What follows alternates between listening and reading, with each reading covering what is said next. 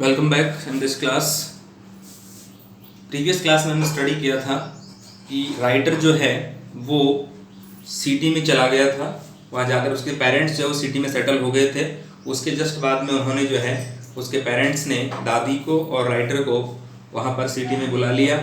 अब जो राइटर है इस टाइम जो है राइटर की लाइफ में एक टर्निंग पॉइंट था।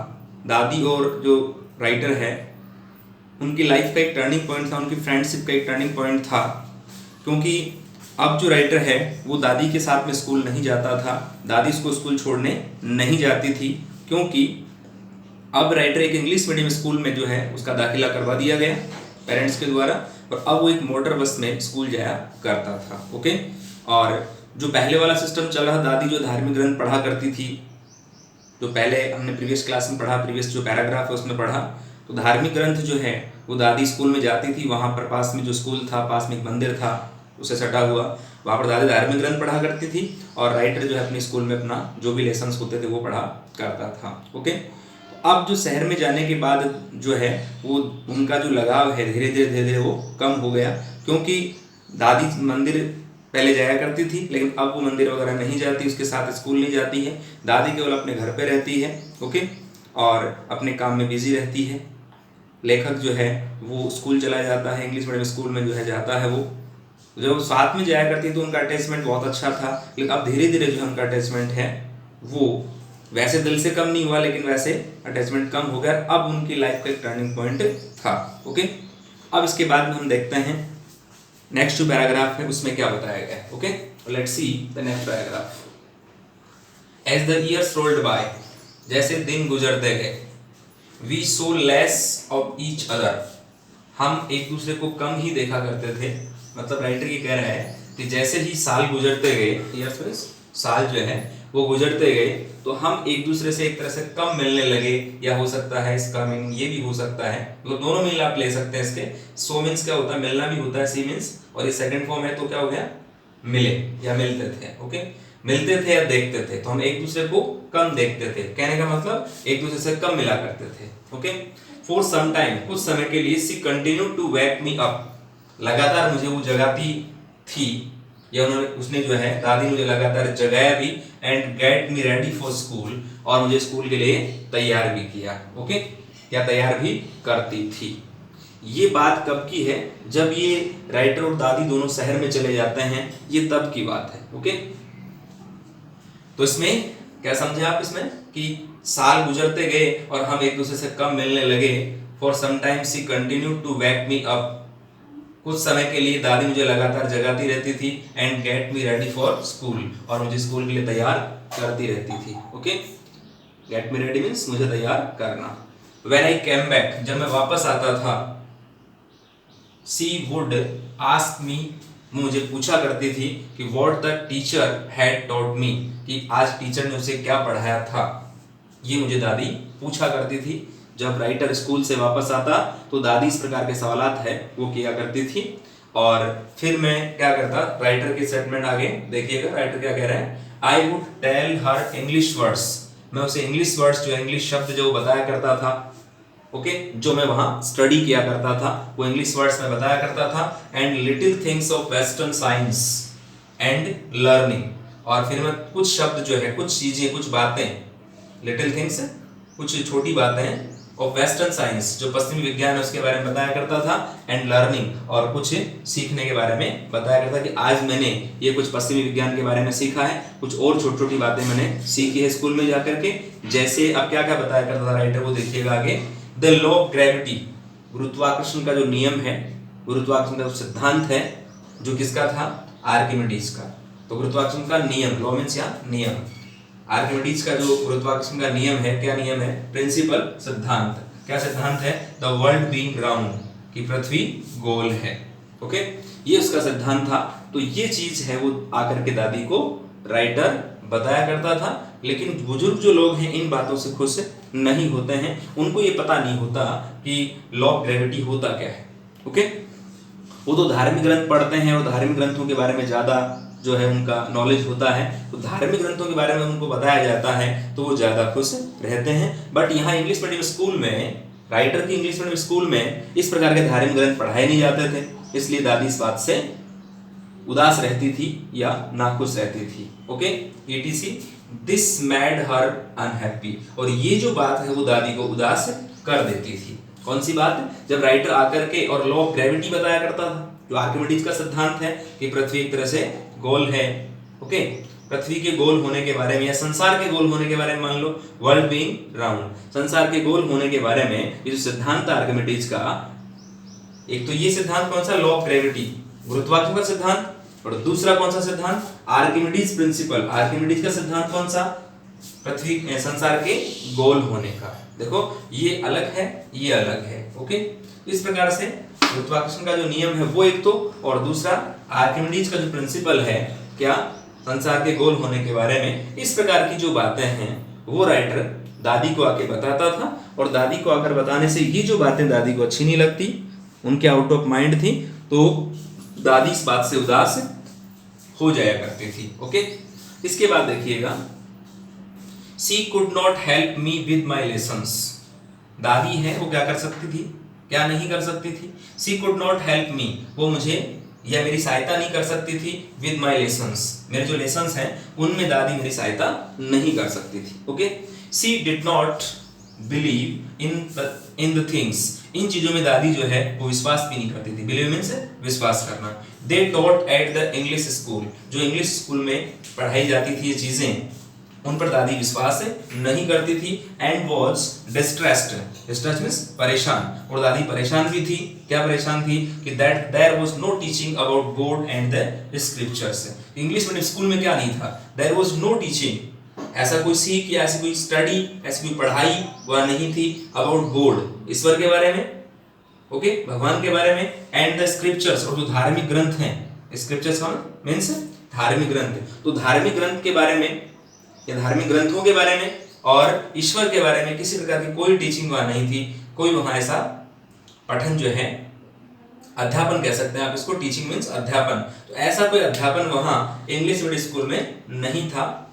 इस बात से दादी जो है वो नाखुश थी या वो परेशान थी, उदास भी हो जाया करती थी, क्योंकि इंग्लिश मीडियम स्कूल में ऐसे धार्मिक ग्रंथ जो है वो स्टडी नहीं करवाए जाते हैं, ऐसे धार्मिक ग्रंथ है उनका टीचिंग नहीं होता है वहाँ केवल ज़्यादा जो फोर्स है, ज़्यादा जो दबाव है, मान लो एम्फेसिस है, वो इंग्लिश पर दिया जाता है या इंग्लिश जो लेसन्स हैं उन पर दिया जाता है। ओके, इसके जस्ट बाद देखिएगा, वन डे आई अनाउंस्ड, एक दिन मैंने घोषणा, one day I announced that we were given music lessons.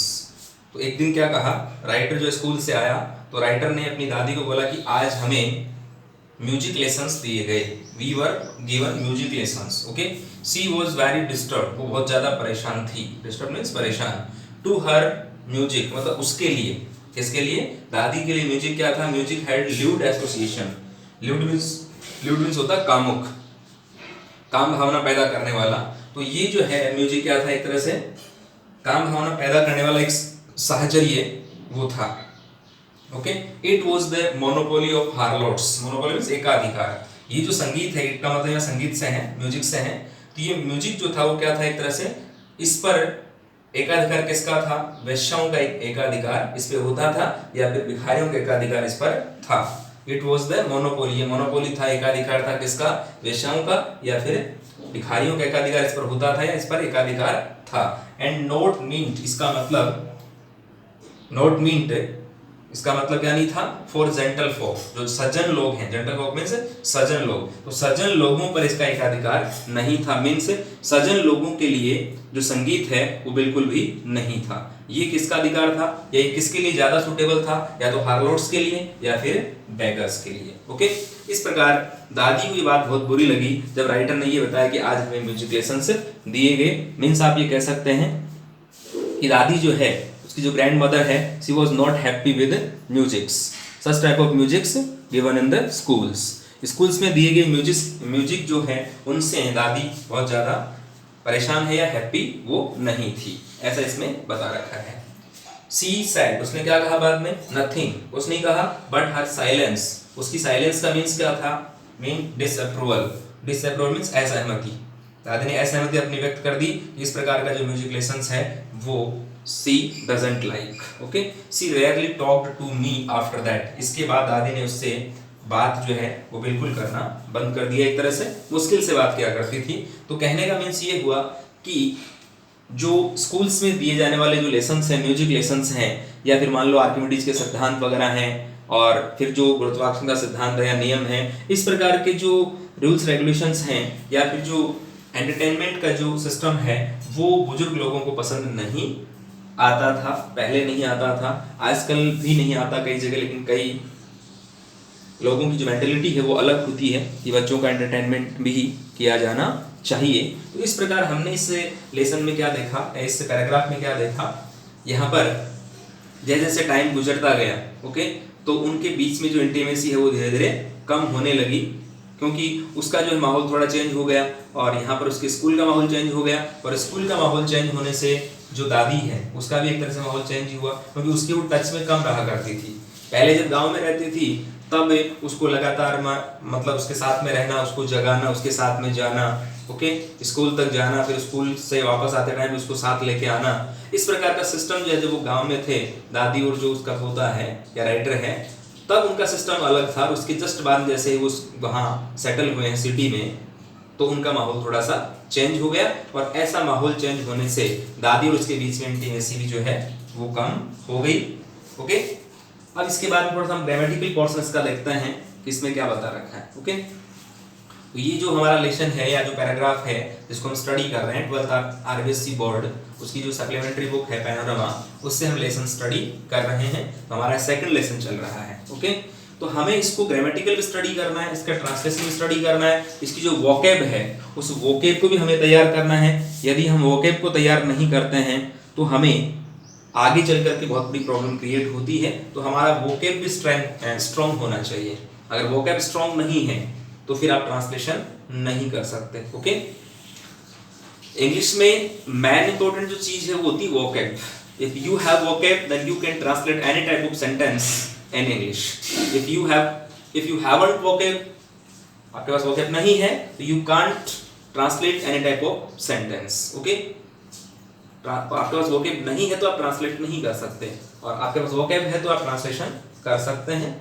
Okay, तो आपको वोकैब को थोड़ा साउंड बनाना पड़ेगा। वोकैब साउंड बनाने का मतलब ये नहीं कि आप लेकर के डिक्शनरी बैठ जाएं और डिक्शनरी में आप सारा जो सिस्टम है उसको आप फॉलो करें, या फिर उसको आप डेली जो है एक एक पेज डिक्शनरी का याद करने लग जाएं, ऐसा कुछ नहीं है। हमारे पास में जितने भी वोकैब का सिस्टम आ रहा है, जितने पैराग्राफ पढ़ाए जा रहे हैं, मान लो सिंगल क्लास में एक पैराग्राफ होता है, 2 पैराग्राफ होते हैं, मान लो 1 या 2 इतने होते हैं लास्ट, उसमें से जितनी वोकैब आ रही है उसको वोकैब को आप डेली तैयार कर लें, उसके बाद आपके पास वोकैब की कमी नहीं आएगी। अगर आप 5 वर्ब्स कह सकते हैं या 5 स्पेलिंग्स अगर डेली भी याद करते हैं या डेली भी आप उसको देखते हैं, तो आपके पास में 1 मंथ में जो है 150 वोकैब का जो है वो आपके पास स्टॉक होता है, और 150 के अकॉर्डिंग आप 12 मंथ में देख लीजिए 1800, ओके, 1800 वोकैब आपके पास में तैयार हो जाती हैं। तो ये थोड़ा सा आप ध्यान रखें। इस प्रकार से डेली अपना एक टारगेट बना लें कि मुझे आप आज जो है वो 10 वोकैब तैयार करनी है, 10 स्पेलिंग्स देखनी है, 10 वर्ब्स देखनी है, ओके, 15 वर्ब्स देखनी है। इस प्रकार से अगर आप डेली करते हैं तो definitely you will get such type of vocab stock. Okay, तो ये थोड़ा सा आप ध्यान रखें। अब हम इसको स्टडी करेंगे एक ग्रामेटिकल पोर्शन के अकॉर्डिंग। कि ग्रामेटिकल पोर्शन में हम क्या क्या स्टडी करते हैं, पैसिव स्टडी करते हैं, टेंस स्टडी करते हैं, कुछ स्पेलिंग्स के भी आपको जो है मीनिंग आते हैं या समझ में आते हैं। तो हमें अब वोकैब के अकॉर्डिंग इस पैराग्राफ को स्टडी करना होगा। तो आइए देखते हैं according to vocab. As the years rolled by, जैसे ही साल गुजरते गए, एज मीन्स जैसे, ईयर्स। अब देखो इसका जो प्रोनाउंसिएशन है थोड़ा सा हमें फोकस प्रोनाउंसिएशन पर भी करना है। मैन इंपोर्टेंट वोकैब तो है ही है, इसके जस्ट बाद में हमारा प्रोनाउंसिएशन होता है। यदि प्रोनाउंसिएशन हमारा रॉन्ग होता है तो सेंटेंस में जो भी वर्ड हम बोलते हैं उस वर्ड को हम गलत प्रोनाउंशिएट करते हैं, और गलत प्रोनाउंशिएट करते ही हमारा जो लैंग्वेज है वो एक तरह से रॉन्ग माना जाता है। अब इसका प्रोनाउंसिएशन हम मैक्सिमम जो है वो यूं किया करते हैं, ईयर्स, ईयर्स, ये गलत है। ओके, अगर ये ईयर्स है तो फिर हम जो EARS करते हैं या EARS वर्ड जो बोलते हैं उसका भी ERC होता है, तो ये रॉन्ग है। ओके, तो हमें थोड़ा ध्यान रखना है कि हमारा प्रोनाउंसिएशन भी रॉन्ग नहीं हो। इसके लिए हमें क्या करना है, देखो इसके लिए जो जो वर्ड आप बोलते हैं, जो भी टीचर है या जो भी आप किसी की लैंग्वेज को सुनते हैं तो उसमें आप प्रोनाउंसिएशन का ध्यान रखें। तो इसका जो प्रोनाउंसिएशन है वो ये होता है, यदि आप हिंदी में इसको बोलते हैं यस। ओके, तो इसका बोलने का प्रैक्टिस करें, एक दिन में नहीं आएगा ये, तो प्रैक्टिस के अकॉर्डिंग आप इसको बोल सकते हैं। ओके, देखिएगा, as the years rolled by, जैसे ही साल गुजरते गए, रोल्ड का मतलब गुजरना। वी सो, हमने देखा या हम मिलते थे, लेस मीन्स कम। ओके, अब ईच अदर, एक दूसरे से हम कम मिला करते थे। अब यहां देखिएगा ये जो ऑफ है, मैक्सिमम इसको ऑफ ही पढ़ा करते हैं, बट ये ऑफ का प्रोनाउंसिएशन रॉन्ग है। ऑफ जो होता है, मैं पहले भी आपको बता चुका हूं, ये जो ओ डबल एफ वाला होता है, ओ डबल एफ, ये होता है ऑफ। ओके, और इसका जो प्रोनाउंसिएशन है वो होता है, या तो आप इसको आओ बोलें, ओके, या इसको आप ओ बोलें, ये प्रोनाउंसिएशन इसका रियल में होता है। लेकिन अपन क्या है, थोड़ा सा लोग बोलते हैं, हम भी बोलना शुरू कर देते हैं, हम ये नहीं देखते कि हमारा प्रोनाउंसिएशन रॉन्ग हो रहा है या नहीं हो रहा है। तो pronunciation is the must thing in English, तो you have to do right pronunciation. आपको प्रोनाउंसिएशन जो कैसा करना है, राइट करना है, रॉन्ग नहीं करना है। तो ये भी आपको ध्यान रखने की बात है। देखते हैं आगे, तो we saw less of each other, हम एक दूसरे से कम मिला करते थे। ओके, कब, जैसे साल गुजरते गए। इसके जस्ट बाद देखिएगा, फॉर सम टाइम, कुछ समय के लिए, सी कंटिन्यूड, उसने जारी रखा, to wake me up and get me ready for school, school के लिए तैयार करना मुझे या फिर मुझे जगाना, ये काम जारी रखा कुछ समय के लिए दादी ने। तो यहाँ पर क्या देख रहे हैं आप, she continued past simple tense है यहाँ पर। ओके, वर्ब की सेकंड फॉर्म आ रही है, थर्ड फॉर्म भी कंटिन्यूड ही होती है। To wake me up, to wake ये है to infinitive. Non finite verb के there are 3 parts. Non finite verb के कितने पार्ट होता है, 3 पार्ट्स होते हैं, जिसके अंदर एक तो क्या होता है, पार्टिसिपल होता है। पार्टिसिपल भी 3 टाइप्स के होते हैं, प्रेजेंट पार्टिसिपल, पास्ट पार्टिसिपल और परफेक्ट पार्टिसिपल। ओके, और सेकंड वन क्या होता है, इन्फिनिटिव। तो इन्फिनिटिव में होता है टू इन्फिनिटिव, जिसमें वर्ब के साथ में टू लगता है। एक होता है बेयर इन्फिनिटिव, बेयर का मतलब बेस फॉर्म, फर्स्ट फॉर्म। और लास्ट का होता है जीरंड, जिसमें वर्ब फर्स्ट आईएनजी आता है साथ में वर्ब के साथ में, और वो सब्जेक्टिव और ऑब्जेक्टिव केस में काम आता है या यूज में लिया जाता है। तो ये क्या है, ये नॉन फाइनाइट वर्ब का एक पार्ट है जिसको कहते हैं to infinitive. Okay, and get me ready for school, और मुझे स्कूल के लिए वो तैयार करती थी। यहाँ मी क्या है, ऑब्जेक्टिव केस है। फोर क्या है, फोर जो है प्रेपोजिशन है। ओके, तो ये हमें ध्यान रखना है। व्हेन आई कैम बैक, जब मैं वापस आता था, कहाँ से, स्कूल से। आई कौन सा हो गया, person, first person. Came back, came means आता था, मतलब पास्ट सिंपल और उसका simple sentence. She would ask me, वो मुझे पूछा करती थी। तो यहाँ पर विल का सेकंड फॉर्म वुड, यहाँ भी पास्ट टेंस है, मुझे क्या पूछा करती थी। फिर यहाँ से ऑब्जेक्टिव केस है, क्या पूछा करती थी कि what the teacher had taught me, कि आज टीचर ने मुझे क्या पढ़ाया। ओके, तो यहाँ पर टीचर सब्जेक्ट हो गया, थर्ड पर्सन हो गया singular, had taught past perfect tense, जिसमें हैड प्लस वर्ब की थर्ड फॉर्म आती है। तो यहाँ पर पास्ट परफेक्ट टेंस का यूज किया गया है। जब भी मैं वापस आता था तो दादी मुझे पूछा करती थी कि आज क्लास में टीचर ने क्या पढ़ाया। ओके, इसके जस्ट बाद देखिएगा, आई वुड टेल, मैं बताया करता था। फिर से फर्स्ट पर्सन सिंगुलर आई, और विल का सेकंड फॉर्म वुड, और मॉडल के जस्ट बाद में कौन सी फॉर्म आती है, every model carries first form. Okay, तो इस प्रकार से जो है, क्या राइटर क्या बोलता था, आई वुड टेल, मैं बोला करता था या कहा करता था हर इंग्लिश वर्ड्स, उससे मैं इंग्लिश वर्ड्स में ही बात करता था। और इंग्लिश वर्ड्स में क्या बात करते थे, देखिएगा आगे, and little things of western science, और कुछ बातें मैं वेस्टर्न साइंस की, पश्चिमी विज्ञान के बारे में मैं बताया करता था, और जो लर्निंग है पश्चिमी विज्ञान की, उसके बारे में बताया करता था। तो यहाँ पर आपने क्या देखा, ग्रामेटिकल पोर्शंस में लिटिल जो है लिटिल थिंग्स, कुछ छोटी चीजें, मतलब न के बराबर जो है वो पश्चिमी विज्ञान के बारे में बताया करता है, कम चीजें मान लो।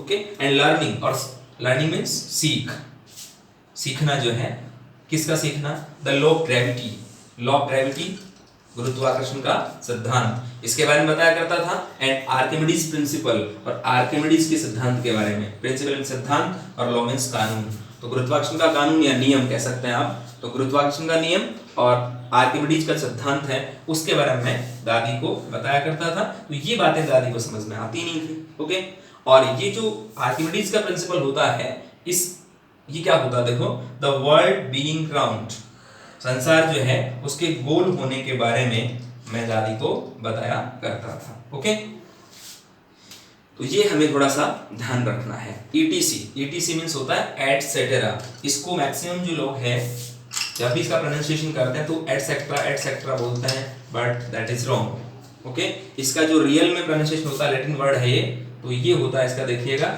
ET। ओके, और CETERA, एटसेट्रा होता है, नॉट एटसेट्रा। ओके, आप स्पोकन इंग्लिश में देखना, मैक्सिमम जो लोग हैं, सुनना आप कभी सेंटेंस वगैरह से यूज किए जाए तो, या ETC का यूज जब सेंटेंस में किया जाए तो आप ये चेक करना कि इसमें मैक्सिमम जो है किस वर्ड का यूज किया जाएगा। इस वर्ड का यूज तो करेंगे, बट ये क्या होगा, एटसेट्रा नहीं होगा। वहां जो लोग यूज करेंगे वो एटसेट्रा नहीं बोलेंगे, वो क्या बोलेंगे, एटसेट्रा, बट ये होता क्या है, एटसेट्रा। तो प्रोनाउंसिएशन के ऊपर भी आपको फोकस करना है। ओके, इसके जस्ट बाद देखिएगा, दिस मेड हर अनहैप्पी, ये जो बात है ये दादी को उदास कर देती थी। अनहैप्पी मीन्स उदास, मैड मीन्स बना देना, दिस मीन्स यह है। ओके, डेमोन्स्ट्रेटिव प्रोनाउन है यहाँ पर, हर क्या है, ऑब्जेक्टिव केस है। ओके, अनहैप्पी क्या है, कॉम्प्लीमेंट है। इसके बाद देखिएगा, this could not help me with my lessons, sorry, she could not help me with my lessons, दादी जो है मेरे लेसन्स में मेरी सहायता नहीं कर सकती थी। ओके, तो यहाँ पर मॉडल कौन सा है, कुड, और कुड के साथ में मतलब वर्ब की first form, every model carries first form, तो यहाँ पर नेगेटिव सेंटेंस है, जस्ट बाद में फर्स्ट फॉर्म दे रखी है। मी क्या है, ऑब्जेक्टिव केस है, माई क्या है, पजेसिव केस है। ओके, तो मेरे जो लेसन्स है उनमें दादी मेरी सहायता नहीं कर सकती, because she didn't know about this type of lessons, दादी जो है इन प्रकार के या इस प्रकार के जो लेसन्स हैं इनके बारे में दादी जानती भी नहीं थी, तो दादी फिर इसकी हेल्प कहाँ से कर सकती थी। Okay, if you don't know about these words then how can you help that person in this matter. आप इसके बारे में जानते ही नहीं है तो फिर आप हेल्प उनकी कैसे कर सकते हैं, जो भी हेल्प लेना चाहते हैं। इसके जस्ट बाद देखिएगा, शी डिड नॉट बिलीव, वो विश्वास नहीं करती थी। डिड नॉट कौन सा टेंस में आता है, पास्ट सिंपल टेंस जो है उसका नेगेटिव सेंटेंस है, उसमें फर्स्ट फॉर्म आती है नेगेटिव सेंटेंस में, और जो पॉजिटिव सेंटेंस होता है उसके अंदर सेकंड फॉर्म आती है। तो दादी जो है विश्वास नहीं करती थी इन द थिंग्स, इन ऐसी चीजों में, they taught at the English school, जो इंग्लिश स्कूल में ये चीजें पढ़ाई जाती थी। Things they taught at the English school, English school में पढ़ाई जाने वाली ऐसी चीजों के बारे में दादी विश्वास नहीं करती थी। ओके, एंड वॉज डिस्ट्रेस्ड, और इस बात से परेशान भी थी। यहाँ पर फिर से जो है पास्ट टेंस आ रहा है, देखिएगा, वॉज डिस्ट्रेस्ड, परेशान थी। That there was no teaching, परेशान क्यों थी, यहाँ ये कंजंक्शन आ रहा है एक तरह से, तो देयर वॉज नो टीचिंग, कोई भी जो है ऐसी सीख नहीं थी अबाउट गॉड, ईश्वर के बारे में, and the scriptures, scriptures means होता है धार्मिक ग्रंथ, और धार्मिक ग्रंथों के बारे में भी कोई इस प्रकार की सीख नहीं थी, कहाँ पर, स्कूल्स में, इसलिए दादी इस बात से बहुत ज्यादा डिस्ट्रेस्ड थी। अब यहाँ देखो, देयर के बाद में वोज आया है, और वोज के जस्ट बाद में क्या दे रखा है, नो टीचिंग, मतलब ये सिंगुलर सब्जेक्ट है। जब भी किसी सेंटेंस में जो सब्जेक्ट होता है वो कंफर्म नहीं होता तो उस सेंटेंस को हम इंट्रोडक्टरी देयर से स्टार्ट करते हैं, और उसके बाद जो टेंस के अकॉर्डिंग वोज लगाएं, वर लगाएं, ओके, वो टेंस के अकॉर्डिंग लगा देते हैं। बट आगे आने वाला जो सब्जेक्ट है एक तरह से वो अगर सिंगुलर है तो वहां पर हम वोज लगा देते हैं, अगर पास्ट टेंस है। ओके, आने वाला ये सब्जेक्ट अगर प्लूरल है तो यहाँ पर हम वर लगा देते हैं।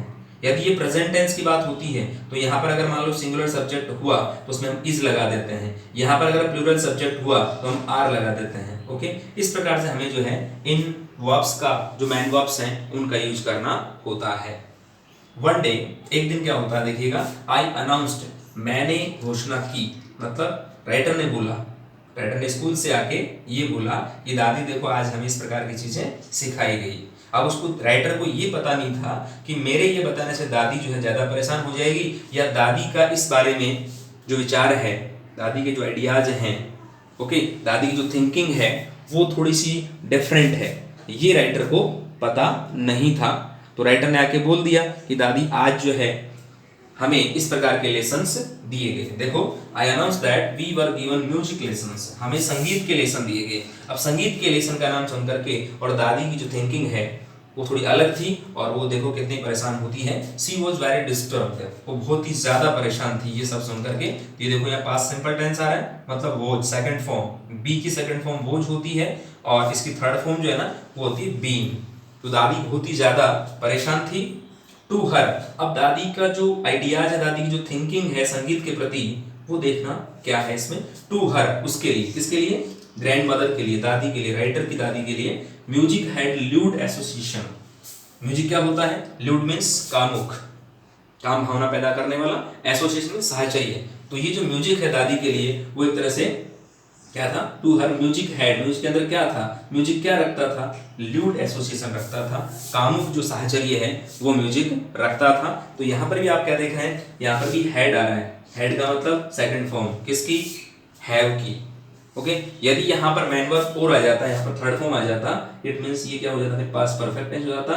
लेकिन यहाँ पर जो है ओनली सेकंड फॉर्म दे रखा है किसका, हैव का, हैव का सेकंड फॉर्म हैड और थर्ड फॉर्म भी हैड।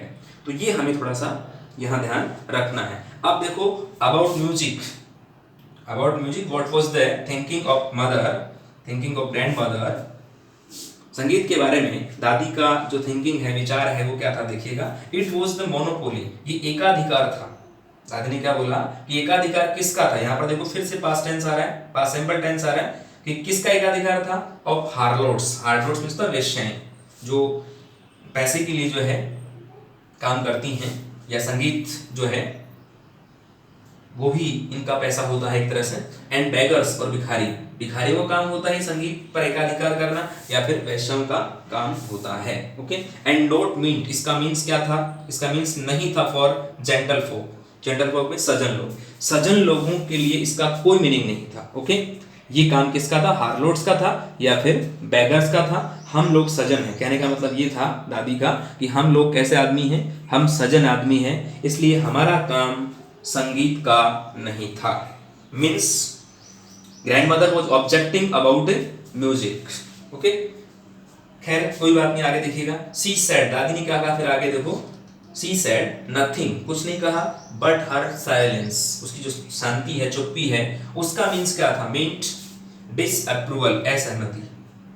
दादी की शांति का मीन्स क्या था, डिसअप्रूवल था।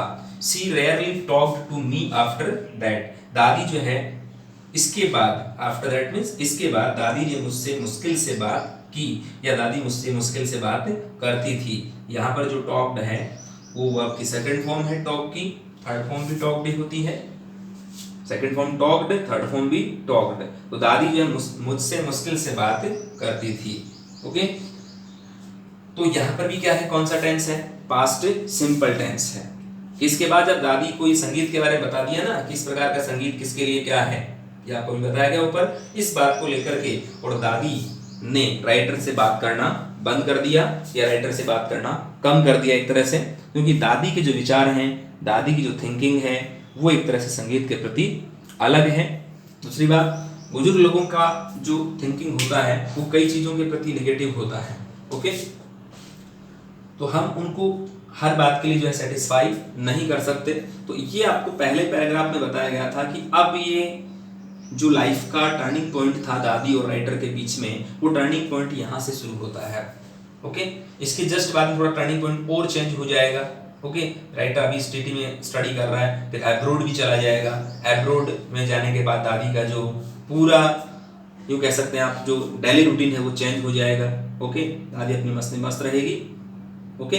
तो ये हम नेक्स्ट पैराग्राफ में स्टडी करेंगे। तो आपको अब क्या करना है, इसको ग्रामेटिकल स्टडी करना है, इसको ट्रांसलेट के अकॉर्डिंग स्टडी करना है, इसमें कुछ वोकैब है उसको भी आपको तैयार करना है, ओके। ये सारी बातें आपको तैयार करनी है। जितना मैं आपको यहाँ करवा दूँ स्टडी, उसके बाद आपको भी इसका ट्रांसलेट जो है वो करना है। ट्रांसलेशन नहीं करेंगे आपका वोकेब तैयार नहीं होगा। ओके, एक ट्रांसलेशन का जो पावर होता है वो आप में नहीं आएगा। कुछ ग्रामेटिकल पोर्शन है उसका स्टडी भी आपको करना है। ग्रामेटिकल स्टडी कर लेते हैं तो उसमें भी आपको जो है एक तरह से एफिशिएंसी जो है वो मिल जाएगी।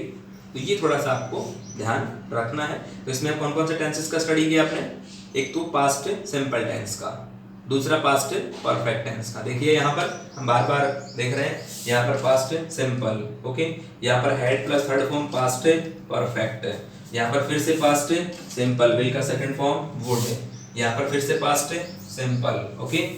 इसके जस्ट बाद में इधर देख लीजिए, यहाँ पर फिर से पास्ट सिंपल क्योंकि सेकंड फॉर्म आ रहा है, यहाँ पर पास्ट, ओके, क्योंकि कैन का सेकंड फॉर्म कुड होता है, फिर यहाँ पर पास्ट सिंपल का नेगेटिव सेंटेंस, ओके। इसके जस्ट बाद में इधर देखिएगा देयर वाज नो, तो यहाँ पर भी क्या है, ये पास्ट सिंपल है क्योंकि सेकंड फॉर्म आ रहा है, बी का second form was, third form been. इसके जस्ट बाद में यहाँ पर देखो अनाउंस्ड, यहाँ पर फिर से past simple, we were given, यहाँ पर पास्ट सिंपल का पैसिव वॉइस है, ओके। ये क्या है, वी क्या है, प्लूरल सब्जेक्ट, इसके साथ में वर आ रहा है, ओके। वो पैसिव वॉइस में हमेशा कौन सी फॉर्म आती है, थर्ड फॉर्म आती है। आ रहा है यहाँ पर शी वॉज डिस्टर्ब्ड, तो यहाँ पर फिर से पास्ट सिंपल क्योंकि सेकंड फॉर्म आ रहा है, ओके। यहाँ पर भी सेकंड फॉर्म है ये, तो ये भी पास्ट सिंपल टेंस है। थर्ड फॉर्म इसका हैड ही होता है, ओके, लेकिन हैड के साथ थर्ड फॉर्म लगते ही पास्ट परफेक्ट बन जाता है।